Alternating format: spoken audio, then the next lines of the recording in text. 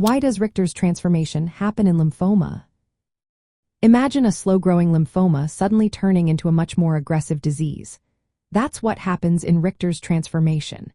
It mainly occurs in people with indolent lymphomas like chronic lymphocytic leukemia or small lymphocytic lymphoma. These are types of lymphomas that usually grow slowly and may not cause symptoms for a long time. But sometimes, over time, these cancers change into a faster, more dangerous form called diffuse large B-cell lymphoma.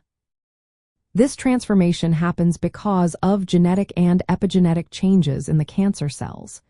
Think of it like the cancer cells picking up new mutations that make them behave differently. These changes cause the cells to grow rapidly, resist treatment, and spread more aggressively. The key to understanding why this happens lies in looking at the genes involved in cell growth and repair. One important gene is TP53. It is like the cell's brake system, helping to repair DNA damage or trigger cell death if something goes wrong. When TP53 is mutated or deleted, the cells lose this control, allowing damaged cells to survive and multiply unchecked. About 60% of cases with Richter's transformation show abnormalities in TP53.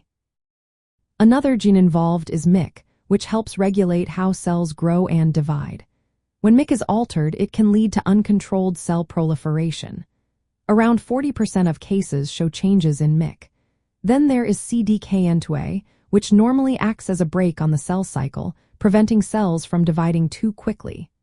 Loss of this gene removes that brake, leading to rapid growth. All these genetic changes make the lymphoma cells more aggressive, resistant to treatments, and capable of spreading quickly. Over time, the slow-growing lymphoma acquires these mutations, evolving into a high-grade, fast-moving lymphoma. This process is like the cancer cells becoming more adaptable and dangerous, driven by genetic instability and selective pressures within the tumor environment. Clinically, doctors suspect Richter's transformation when a patient with chronic lymphocytic leukemia or small lymphocytic lymphoma suddenly develops rapidly enlarging lymph nodes, systemic symptoms like fever or weight loss, or other signs of aggressive disease. Confirming the diagnosis involves a biopsy, where pathologists look for features of diffuse large B-cell lymphoma or sometimes Hodgkin lymphoma. In essence, Richter's transformation happens because of genetic mutations that disrupt normal cell control mechanisms. These mutations allow the lymphoma to shift from a slow, manageable disease into a highly aggressive one. Understanding these molecular changes helps doctors better diagnose, predict, and plan treatment for patients facing this transformation.